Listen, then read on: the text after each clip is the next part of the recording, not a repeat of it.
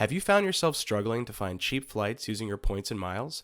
Do you see other people post about redeeming their points for business and first-class trips around the world, but you can't even find a deal on a basic economy seat for under 60,000 points? Today's expert guest breaks down all the ins and outs of finding those deals. Plus, we talk about a free browser plugin that takes all the guesswork out of your next search. Welcome to the Travel More podcast. Each episode, we share custom itineraries, travel hacks, expert advice, and even stories of our past travel failures to help you level up your travel game. I'm Shelly, a lover of plans, itineraries, and cheap flights. I'm an expert deal finder with one eye always on the budget. And I'm Bruce, the improviser, ready to pick up where plans fail to turn letdowns into unexpected trip favorites. We're here to bust through barriers that stop you from making your travel dreams a reality. So book that flight, buy the tickets, and say hello to your next adventure. This is the Travel More podcast. Welcome back to the Travel More podcast. Welcome. Dude, I'm so excited today because we have our second interview. But this is a good one. Yes, we're pumped. So today we have Julian Kheel with us, and this is really exciting because he is like a points and miles guru. Mm-hmm. Like, we dabble in it. This guy is the real deal. So he's been a contributor to all the big boys of points and miles, including Frequent Miler and Points Guy, where he was director, senior analyst before breaking away, kind of starting his own travel setup, Points Path, which is an amazing tool. And we're going to get into that a little later because we got a whole segment on that one, but we're going to hold up for that. So it's a game changer for points redemption, which we all know is the hardest parts of points and miles. Yes. And so that's kind of what we're going to talk today. So welcome, Julian. Welcome. Thank you, Bruce, Shelley. Thank you for having me. I'm really excited to be here. So I want to start, we are going to focus on finding like cheap flights in redemptions because, you know, we talk a lot about points and miles on this blog, but I think the redemption piece really kind of gets people's heads spinning. That's been something I think has come up as a question to us often. Like, most of our listeners have gotten to the point where you're breaking and you're building your wallet, you know, you're accruing the points, you're getting your bonuses. But beyond just, you know, the simple, like Capital One classic, like erasing points, when people are looking, how are we booking? How are we actually getting flights and seeing those deals is the thing that I think stumps people the most. Yeah, because, you know, you hear someone traveling on business class and you're like, that's going to cost 600,000 points. Like, how much are you spending on a credit card? And it's like, no. So I think it makes people scared to even begin. And it doesn't have to be that way. So we're excited to have you kind of shed some light on this.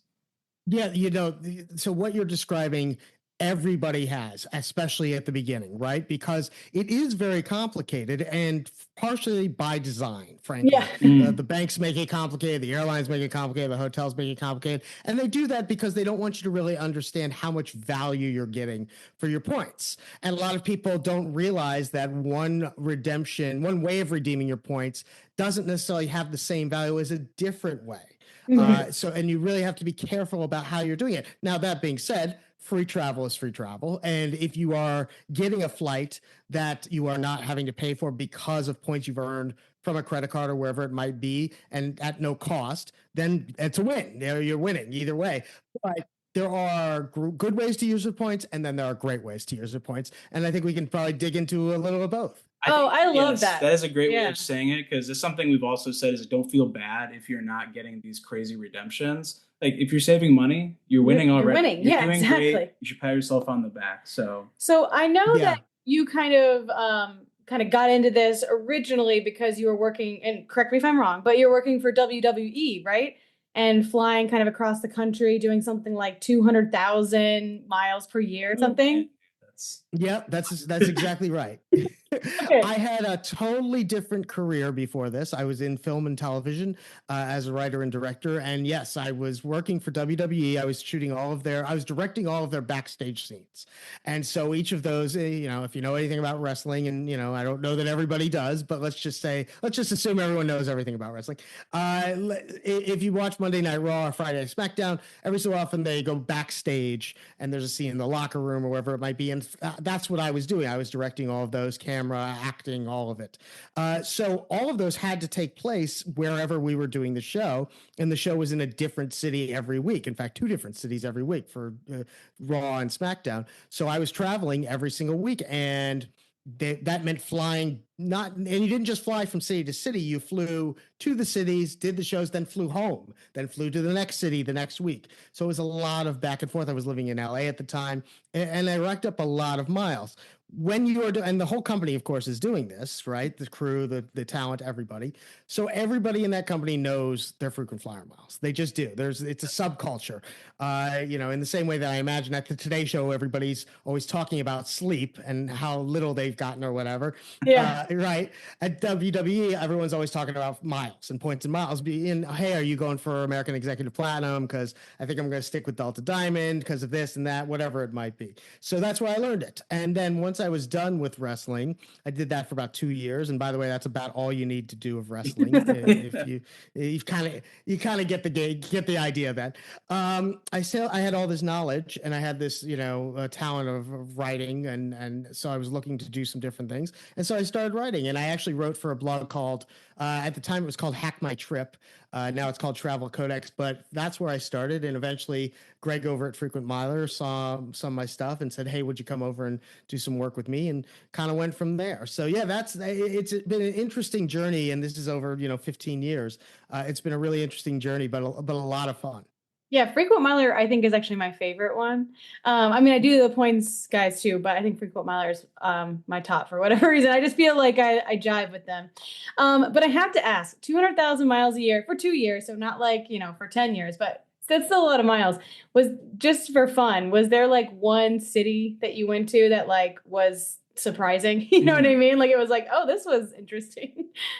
What was really fascinating about it is that because we were all over the country, and the thing is that when you're doing that job, you really see three things. You see the airport, you see the arena, and you see the road between the two, and the hotel. Yeah. We were moving so quick, we rarely got a chance to really sit in a city. We would come in the night before, right? You'd get there probably 11 or 12 at night, get some sleep, get up in the morning, do the whole show, and then we would actually drive that night to City B, which is about 3 or 4 hours, just go to sleep, get up again, do the whole thing, and then fly home. So you didn't have too much time. Yeah. I don't know if I had a job like that, I'd want to be flying anymore. Yeah, right. Yeah, I'll tell you, my neck hurt at the end, my back hurt. Like it does take a toll. It does take a toll. It's a lot. Because that seems like a really amazing perk to be like, oh, we're traveling all the time, but then probably after the first month of doing it like that, you're kind of like, okay, like this is no longer the fun part. This is like the This is a job. Yeah, exactly. Yeah. It was I had a great time. It was a lot of fun. It was a terrific experience. I wouldn't trade it for anything. But it was also 2 years, and then that was that, and it was time to move on to something else. So I treasure having done it, and then I'm glad to have it moved on as well. Yeah. So I think, at least for us, going kind of back to this idea of cheap flights and redemptions and things, the way it starts for me, and so I'm curious to see if we do the same thing, is really trying to figure out where I'm going. So the way that, well, actually, before I say how I do it, I'm going to see if we do it the same way. So when you go to get these redemptions, how do you decide where you're going? Like, do you wait to see what comes to you, or are you looking for them? Yeah, so every trip is different, right? Sometimes you have a place in mind, right? And you're looking to say what's available to get there. And then other times you have dates in mind, and then the sky is sort of the limit. I like to think of it as sort of that. So the equation, right? There, you may have heard the famous equation, right? Speed, cost, and quality. You can have 2 of 3, right? And it's a little bit the same way when it comes to points and miles. It's sort of cost, dates, and destination. You can have 2 of 3. So you can have a cheap redemption that goes on a specific date, but you're kind of open to where you're going, or you can have a cheap redemption that you go into a specific destination, but your dates are flexible, or you can have exact date, exact destination, but you're going to pay more in points and miles. So I kind of think of it exactly the same way. So it really depends on which variable is flexible for me. Whether if it's the dates, then it might be, let's open up the possibilities. The other thing I do a lot, if I know if I see a deal and it lines up with dates that I know will be available, I'll do that. I'll snag that.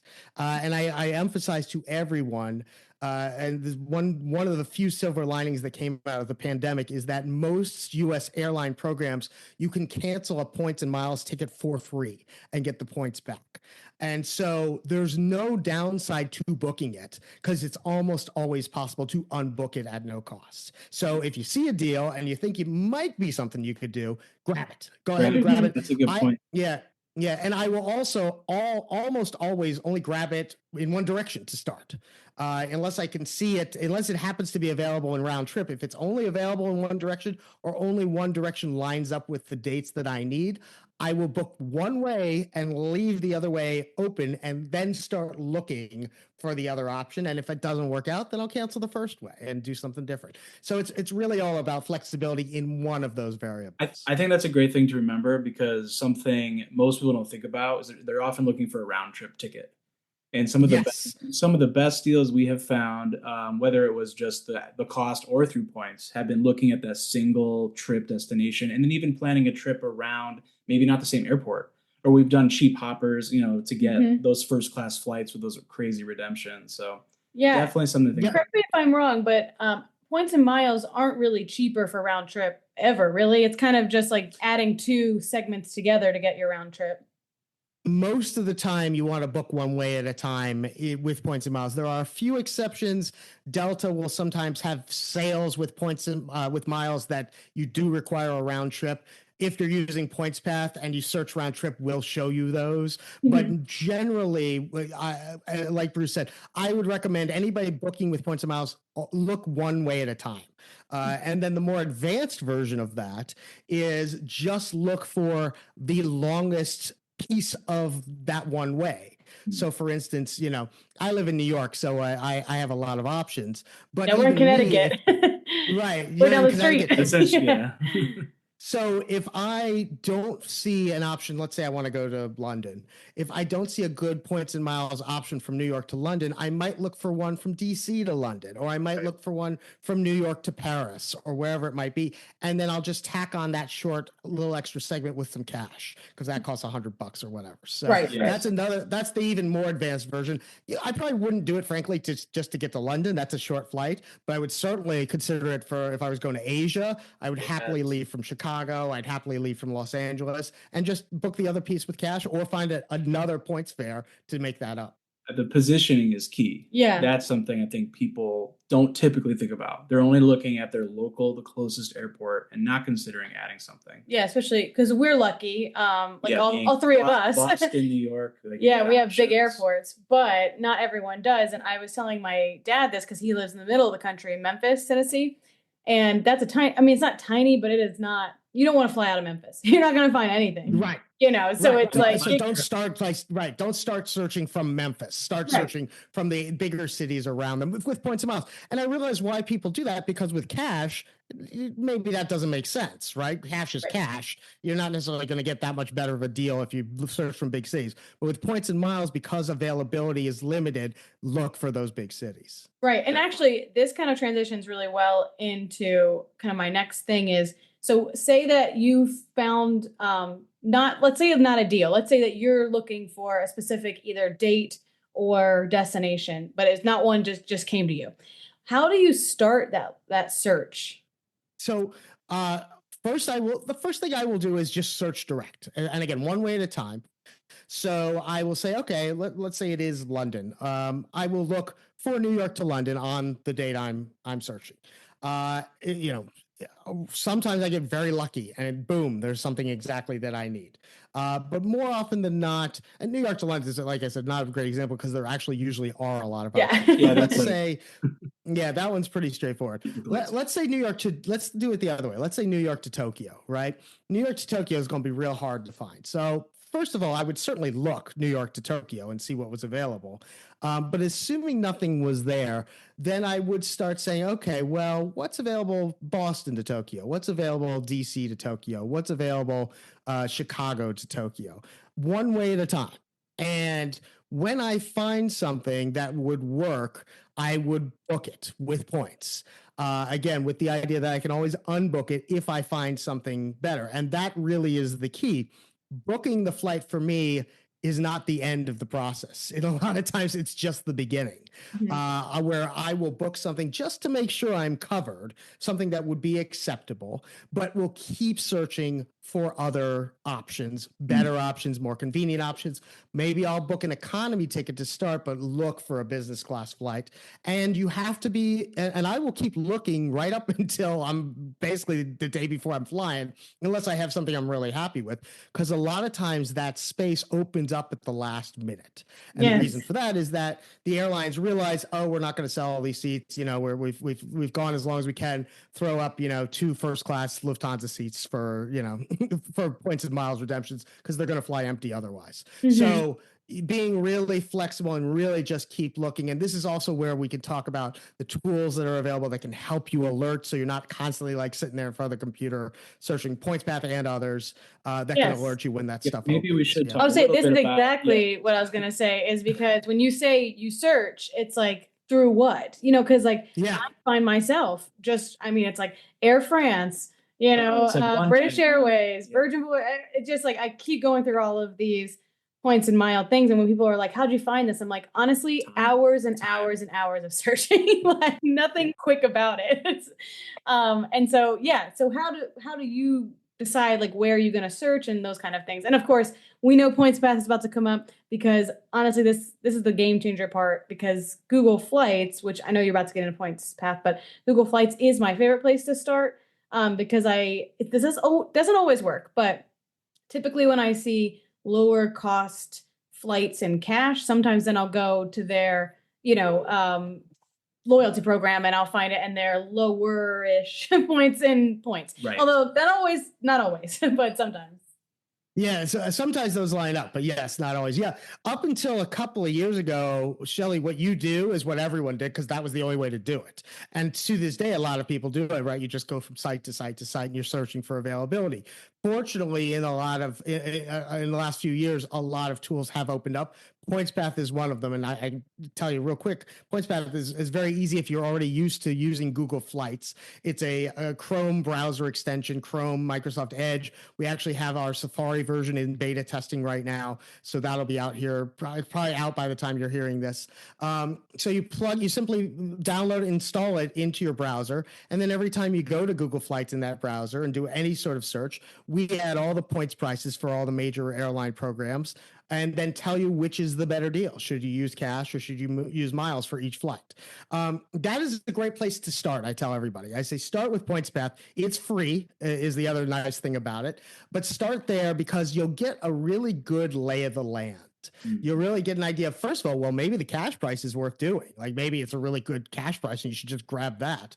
But if it's not, you'll get a very good sense of what's available out there as far as miles across multiple programs all at the same time. And you really can, right at a glance, or say, oh, okay, this is going to be tough. Or, oh my gosh, there's 4 options that I can see right now that I can transfer to.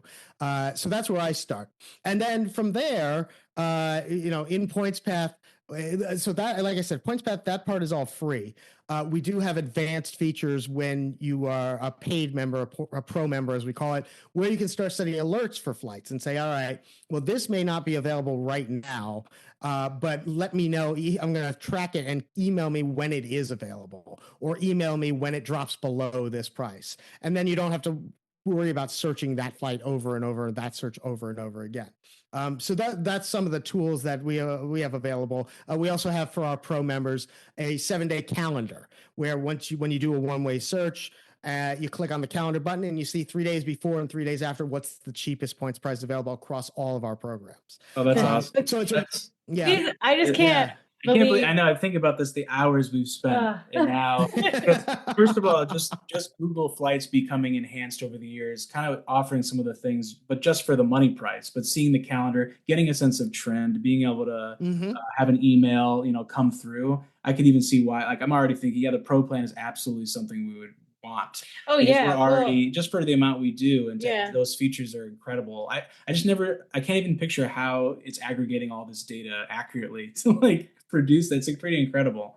It's just an it's not like you have to download a whole app or anything. No, just an extension. Yeah, we're doing a lot of work on the back end. So a lot of hidden work and we don't cache any data. So every time you do a search in Google Flights with PointsPath, we're doing that search live across all of our programs and bringing you the live data. So it's accurate. Like it's really as up to date as it could get. It's just as if you were searching on the sites separately, one at a time. Yeah, and I noticed that you can go to, if you're curious, if you're like a points and miles like guru and you kind of want to do your own search, I noticed that you could go, I think it was your FAQ page, and actually see like, because you'll tell, like the PointsPath will tell you whether you should use cash or miles, which is an incredible feature, especially if you're just starting out and you're not really sure what you think a Delta point is worth, or whatever. But on your FAQ, you kind of break down how much you're counting each of those points, that they're like how much they're worth. Right.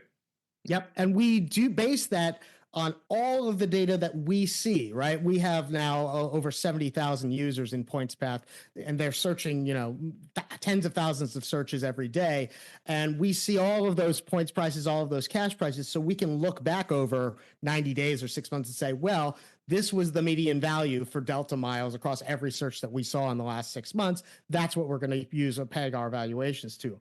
One little, additional perk of the Pro program is that if you want, you can set your own valuations. So you can say, we say Delta miles are worth 1.1 cents. But if you say, well, I would never redeem a Delta mile for anything less than 1.4, you can plug in 1.4, and then our arrows will obey your valuations instead of ours. Nice. I like that customization. Yeah. Because I think there's definitely thresholds for different people and for the kind of points that we've accumulated. So that's well, just to give an example, if you're sitting there going, I don't know why I would do that. Like Chase Sapphire is a great example of this, where you can redeem for airline miles, but many, many people redeem for Hyatts, and you can get, multiple cents per point for Hyatt hotels. So maybe you're like, you know what? Unless I'm going to get at least as much as I'm going to get for a Hyatt, like I'm not going to book with airline miles for Chase. So that would be a reason where it's like, if I don't have, I'm trying to think, like maybe JetBlue, right? JetBlue is a Chase transfer, and Capital One, but not really. It just started. Yeah, but it's terrible. It's not great. Transfer. So maybe JetBlue, I'd be like, you know what? I'm turning on JetBlue for this many because I know the only way I have JetBlue points is Chase. And if it's not at least 3 cents per point, I don't want it, which it never will be because JetBlue is never that great. But you know what I'm saying? This is a great. Yeah, no, that's exactly right. That's a really good example. Another similar example, if you have a Chase Sapphire Reserve card, you can get 1.5 cents per point by redeeming through Chase. And we value United, I think, at 1.25 because that's what we see it at. So you'd probably want to go in there and say, well, I don't want to transfer United for anything less than 1.5 because I know I can get that without having to transfer. So you'd go in and change that valuation. Exactly. Wow. You've thought about everything. I guess that's what 15 years in the industry gets you, right? That's right. But I like that even what we're talking about right now, I feel like is the advanced. So our listeners, going back to just, if you're just using even Google Flights, the nice part about this is that it's like using Google Flights with the extension of seeing points right in your search. And it will tell you what's better. Exactly. So you don't have to do that. If you don't know this part, you don't have to. Exactly. Just for our listeners who are thinking like, what are they talking about? Right. It's like you take it out too. Yeah, we built it for people because people were always saying the two things that people say is, I can't find flights I actually want to use my miles on. And even when I do, I can't figure out if I'm getting a good deal or not. Yes. What PointsPath is doing is trying to solve both of those problems. I've used it a couple of times just for fun, and it's addicting. Honestly, you're like, oh, look at all these places I can go. So I have to know, since you've been in the game a while and, you did all the stuff with all the big blogs, what has been, you can give me a couple if you can't nail down one, but what has been like one of your favorite redemptions? I've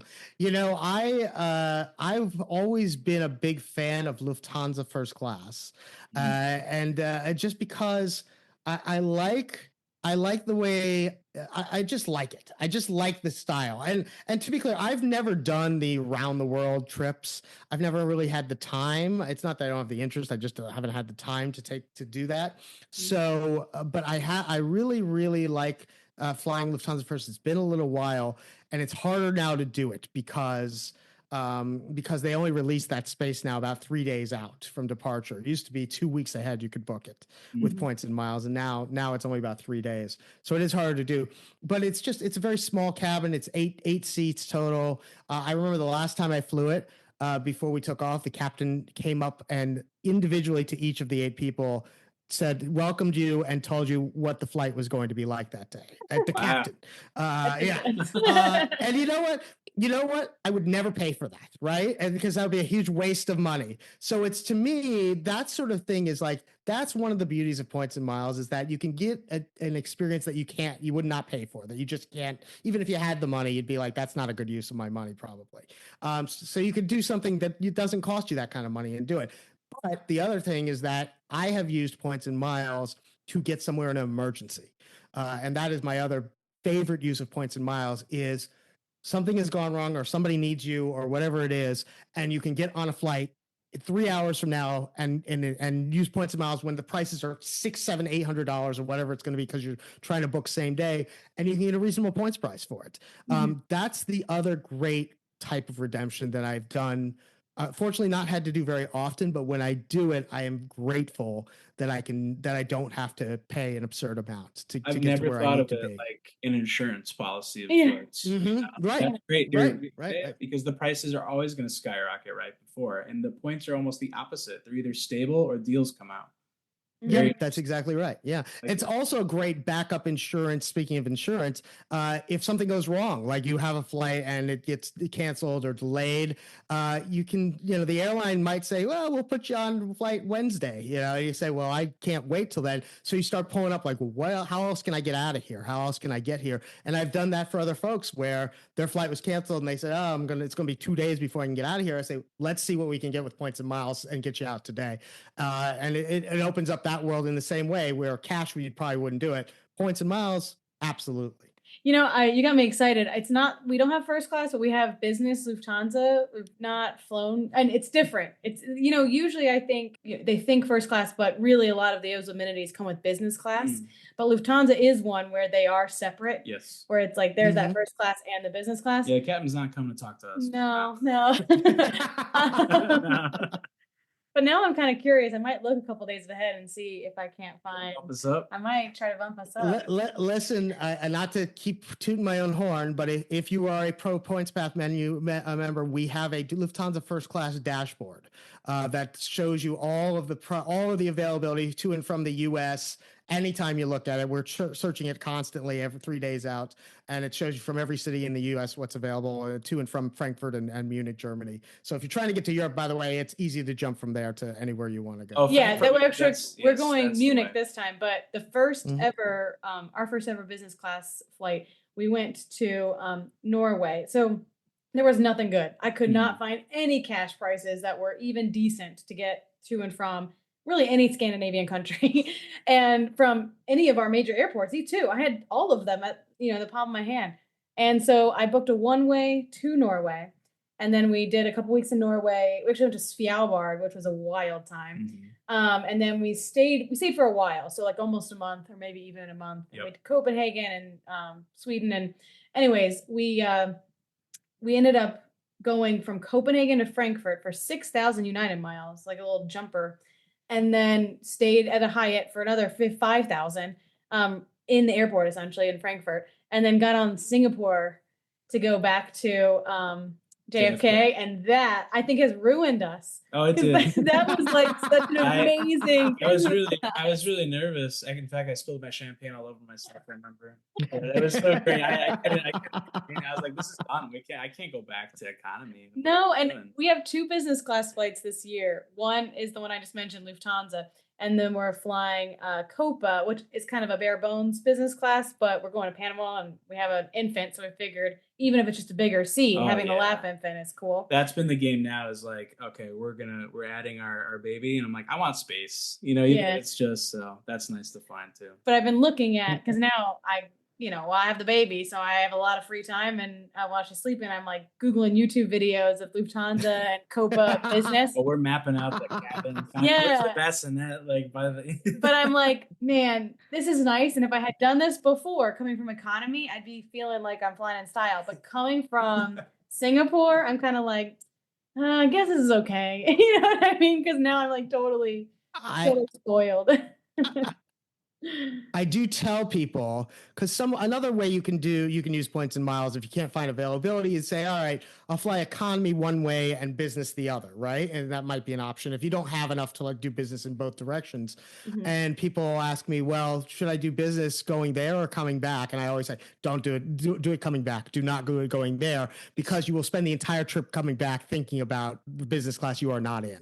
And especially if you are bringing someone, do not put them in business class and then economy on the way back. Do it the other way around. That was key. I remember because it added to the end of our trip. Yeah, because then you're like sad you're leaving, but you're like, actually not really, because I get this beautiful flight. When you go out, the excitement of going somewhere, of traveling, kind of can wash over any other, economy, the bad food, the no sleep. It's fine because you're gonna get up, be somewhere, you're ready to go. When you go back home, you want champagne and a even if you spill it all over yourself.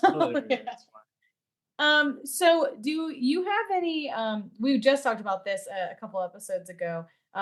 We did like a whole travel hacking fails. And everything is a strong word, because really what I meant is, and this actually, I was going to ask you about this, so I'm glad I'm coming back. When you cancel flights, so like you were saying, just book it and you can cancel it, get the points back. Those points get stuck wherever they were though, right? If you've transferred them from a bank, yes. If they weren't there naturally, correct. Yeah. So in other words, if you transfer, say you have Chase points and you transfer them to United, you book something with those United point miles, and then you cancel it, you can't put them back into Chase. They are then part of your United points. Now, usually the one place I would be careful with doing that is some obscure program. If you're transferring to Turkish Miles and Smiles, you're probably going to want to make sure you take that flight, because you're probably not going to find a lot of uses for those points down the line if you cancel it. But if you're transferring to a program like United or Hyatt or any of the main programs that don't have, and United miles don't expire anymore, so then you really don't need to worry about it. You'll find a place for them down the line. Yeah, that's how we felt with JetBlue. Yeah, we did that once with JetBlue, and we just were like, oh, well, guess we have 20,000 points stuck in JetBlue. We'll figure it out. Exactly. Well, and then you just make more of the other, make more Chase points. Just make more. Exactly. Yeah. So do you have any like fails that you've done? You're like, well, I should not have done that. Probably a bunch of them, but again, fortunately, most things can be reversed at this point for fairly low cost. The one I don't know if I'd call it a fail; it was a near fail. I was in Europe, and I was going from Paris. I'd flown into Paris, and I was going to fly out of London. And I had flown to Paris, and I was going by train from Paris to London. And when you take the Eurostar, whatever it is, you clear immigration on the Paris side for both sides, so that when you get to London, you just walk out and you're done. So there's two booths. There's a booth where you exit Paris, and then maybe 100, 200 feet away, there's another booth where you enter England, and you have your passport stamped on both booths. In this particular case, as I mentioned earlier, I don't always have both sides of the trip booked. And in this case, I had not booked a return yet. I had not booked the flight back out of London to home. I wasn't worried about it. There was lots of options, and I was willing to do economy. It was just London to New York. It wasn't that big a deal. So I was just sort of waiting to see if anything interesting opened up. This was also pre-pandemic, so the cancellation policies were not as generous as they were. So I really kind of wanted to wait and find something good. But when I went through booth 1, that was no problem, and I left France. But when I got to booth 2, and the woman said, "How long will you be in England?" And my answer was, I don't know, a couple of days. And she was like, "You don't know how long you're going to be in England?" I said, "Well, I haven't bought my ticket home yet." She goes, "You haven't bought your ticket home yet?" And I started looking around. I thought, I'm already out of France. I'm going to have to start my own country right here between these two booths and call it Julian Stan. She let me in, but she was not happy about it. She really, once you are underway, you should have something booked home. Is my advice. Even if you're going to change it, it's okay, but have something booked so that you can show it to immigration and say, "Yes, I'm going to be leaving your country at the end, and here's my proof." Right. I'm not just gonna hide here forever. Don't roll the dice on immigration. That's not. No. Yeah, she really was giving me that look, like she was not at all happy about the situation. But I think she also realized I was going to start my own country there, and she was like, Yeah, I better right. avoid that. Yeah, that's awesome. So we've gone over a lot of like advice, I think that would be good for someone starting out. I think one of the biggest ones that hopefully people take away is just to book the trip, and that you can cancel or change things later. The biggest thing to keep in mind, of course, is that if you're transferring from flexible currency, Capital One, Amex, Chase, all those, that they will get stuck there. So like you said, make sure that it's a bigger program and that they have some flights that you may want to do if you're thinking it's a one that you may not do. But what other tools or resources do you have any that you would, suggest someone become familiar with to kind of really up their game here? Obviously, PointsPath. If you're not downloading that, you clearly did not listen to the episode. So that's a check. Yeah, no. So there's the great thing is there's a ton of great tools out there. But back up for 1 second, because I know a lot of people are probably listening to this and saying, okay, well, I have never transferred points. I've only used them through Capital One or with the Purchase Eraser or through Chase and then booked through Chase. And as I said at the beginning, that's perfectly fine. But the reason to transfer, and I'll circle back around to the tools at the end of this, is that you will generally get more bang for your points that way. Right. You need to put more homework into it, basically, because you have to find availability with the programs and all that. But you will generally get more value for your points by transferring them. So I just wanted to because we haven't talked about that. No, that's a good point, because we're just going on like we're old friends talking about points and miles, but you're right. Because just to give an example to those Capital One Eraser people, I paid 60,000 points for our Lufthansa flight, the business class flight, and that's over $6,000 a person. So there's your like 600,000 points you'd have to use for Capital One, which we won't make in a lifetime. No. You know what I mean? Like that's an insane amount. Instead, he signed up for that like 100,000 point Capital One offer that just was going on. I don't know if it's still going on at this point, but it was going on, and that's almost both of our flights right there, 100,000 points for. So yes, thank you for bringing that up. Is that you get a lot more usually bang for your buck in transferring, and like you said, that's because you put more time and effort into it.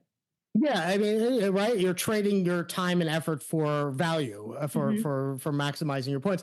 And to be clear, if that's not something you want to do, then don't do it, right? Right. If your time, if you say, well, I don't really care how much I'm getting for my points, and I'd rather just get it done with, that's perfectly fine. And I do not, with PointsPath, we are not trying to look down on anybody who feels that way. We highly encourage it.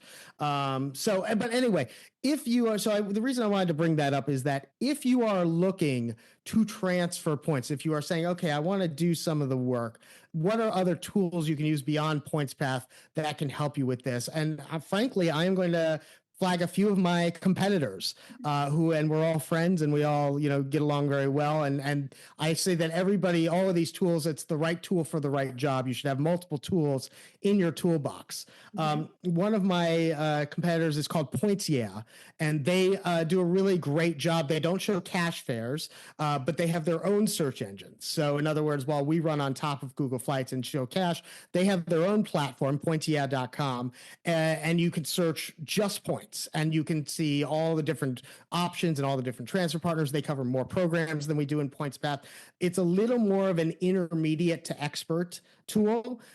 So going to what we were just talking about is if you are looking to step up a little bit, that's not a good way to put it. I don't mean step up as in like, come on, step up. I mean, sort of move to the next level of interest in this hobby, of getting more value for your points. That's a great tool to sort of say, okay, if I was willing to transfer my points from I only have Chase points, show me what I can do.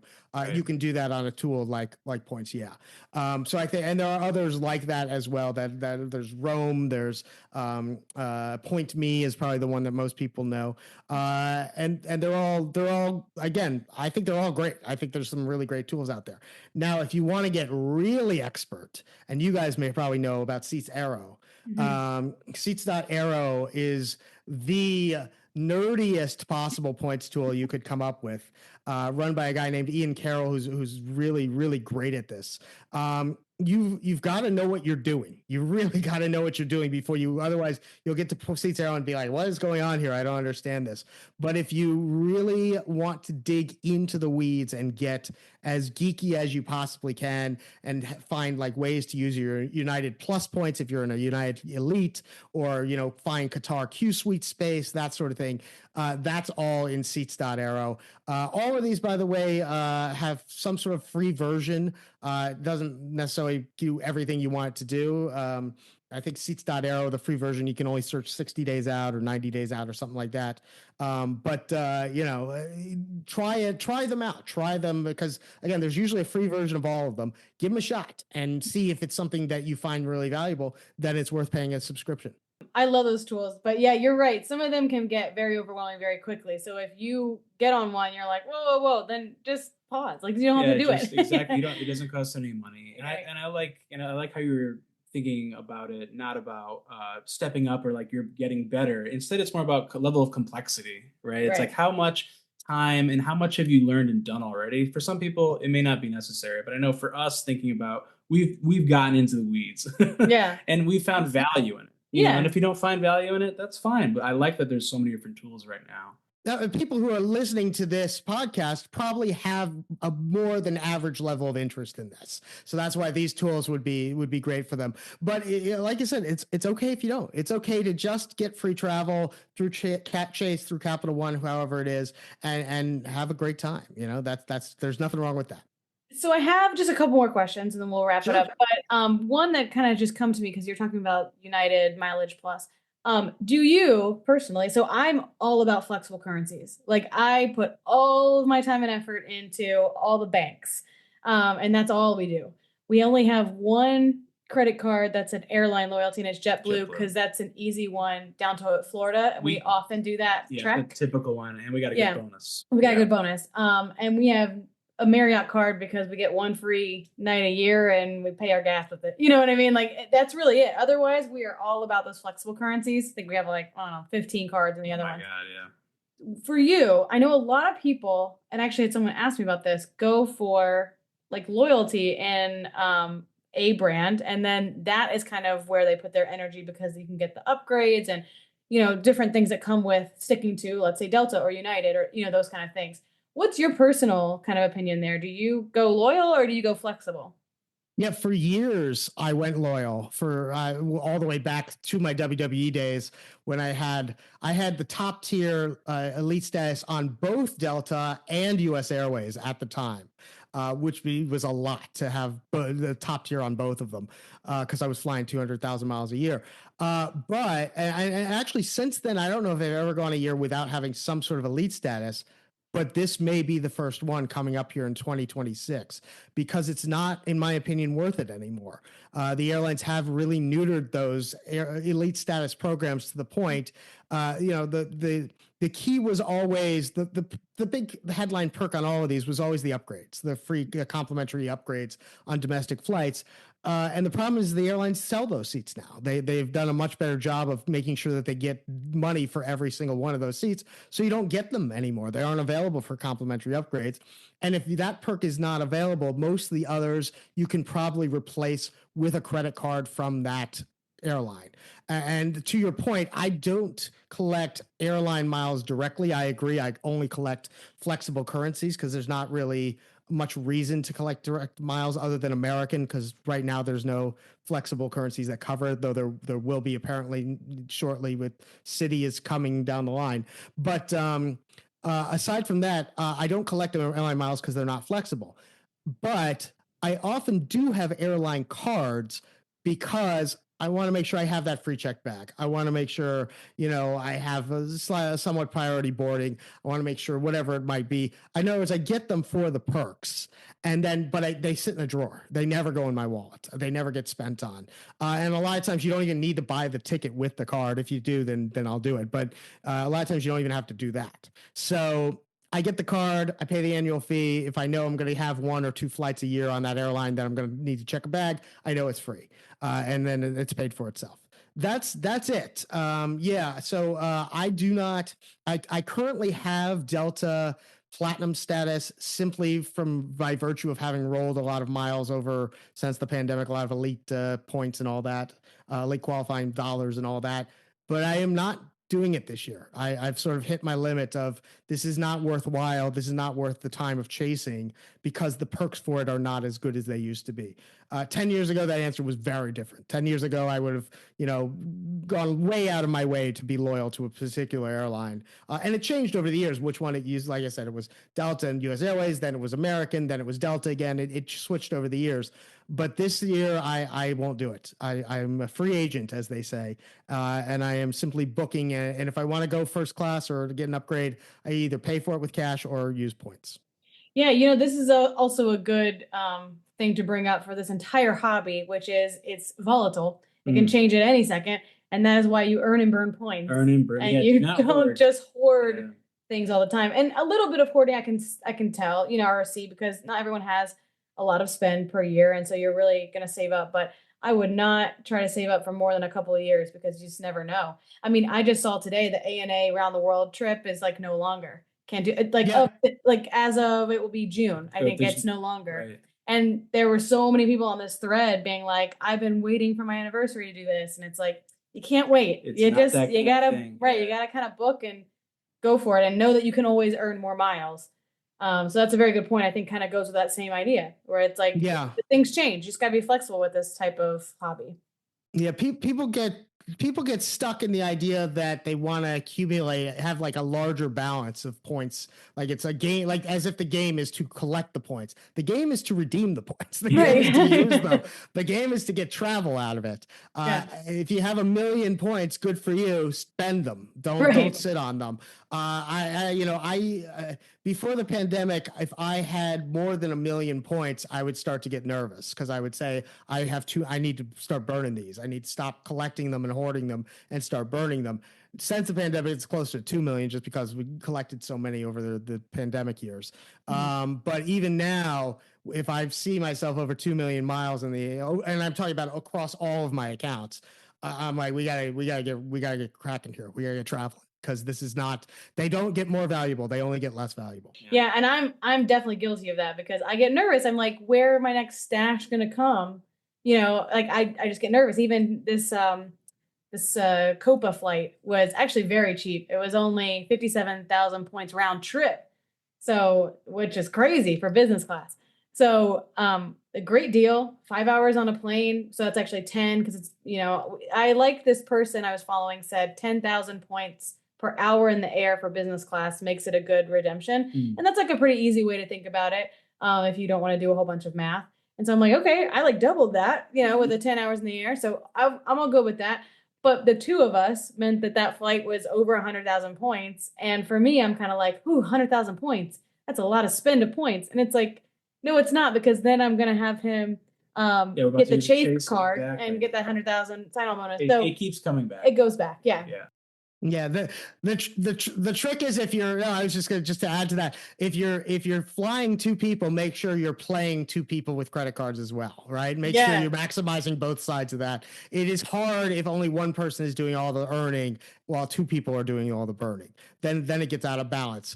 But if two people are doing both sides of the equation, then you should be able to, I don't want to say travel for free endlessly, but you should be able to replenish your stash after using them. Absolutely. Definitely. Even on low spend, we're both teacher salaries, and even then we can do it. So, all right, my last little question here. So you've done a lot of traveling, obviously, through these many, many years, but is there somewhere that you haven't gone to, but it's like on your horizon that you're like, I can't wait to go to this place? Yes, I've never been to Australia, and the reason is simply because it's a long way away, and you really, if you're going to go, you gotta have the time, right? You don't want to go down there. I once did a mileage run to Singapore, New York to Singapore, and I was there for 29 hours. That was probably a little short. That probably was not enough time in Singapore, especially since I had to sleep for about half of them. But yes, I would love to go to Australia. And of course, while you're down there, you want to go to New Zealand as well, because if you're going to make the trip, that is a bucket list trip for me that I have not yet taken the time to do. It's also, I don't want to do it in economy because that's a long trip. So you got to find business class at least, and that can be tricky. So I'd really have to put my mind to it to say, all right, how am I going to get to Australia? Put aside 2 to 3 weeks to do it right, and then get back and all, in comfort. But that is a big one on my list. That one eventually will happen at some point. Yeah, that's a big one on my list too. I typically will do a thing where I kind of say like, okay, I want to go to this place and do it in this way, and this place in this way. And for both Australia and New Zealand, which of course, same with you, I would just do both. We thankfully have the whole summer off, so the time is easy for us to find the money. And now we have this infant. We may want to get her a little older before we put her on a plane. Carry your own backpack as we're hiking. Yeah, right. Well, that's what I was gonna say. Is I want to do a camper van. Yes. In Australia or New Zealand, like specifically, like I have that as my bucket list. So way of going, yeah, it's like not all destinations have that for me. Like sometimes I just want to go somewhere, but for that one, I specifically want to go hire a camper van and live in it for like 2 or 3 weeks and call it a day. So I feel you on that. Going to Australia. I want to do all 7 continents because I feel like we might as well, right? But I'm a little worried that Antarctica won't always be accessible. I kind of feel like we're coming to a time where that's going to get locked down. Although it's more accessible now than it probably ever has been for people who want to go, right? There's several different expeditions. They are not cheap and they are not available with points and miles. So you got to really, have the resources. But frankly, we might be getting into the sweet spot of if you're going to go to Antarctica, you better do it sooner rather than later. Yeah, I kind of feel like it's going to swing the other way at some point. Yeah. So I should probably get on that. But anyways, thank you so much for talking with us today. I think this is going to be just a gem of a conversation for people that are getting ready to jump into redemptions. Of course, I will link all the things that we've talked about today down in the show notes, so it's easy to get to. If you don't come off this episode and immediately download PointsPath, I don't know what you were doing during this. It's literally free. Like it's a no-brainer. And then once you kind of want to, we don't say step up, but once you want to get more complex, that pro version is obviously another no-brainer, just because that is a great place to start. Yeah. So thank you so much, Julian. What a great conversation. Thank you guys for having me. I really enjoyed it. I'm happy to come back anytime. Awesome. Yeah. Thank you. All right. Have a good one. Did you know that every time you book a Disney or Universal vacation, you're paying for a service that you may not even be using? Really? That's right. Travel agent costs are added to your Disney or Universal vacation, whether you use one or not. So you're telling me that I'm paying for something even though I'm not getting the help? You got it. So next time you want to book a theme park vacation, make your money work for you. By booking with Magic Pass Travel, you'll get our expertise and years of experience without paying any extra and while supporting a small business. Check out our show notes to find our contact information. Can't wait to help you plan your next adventure.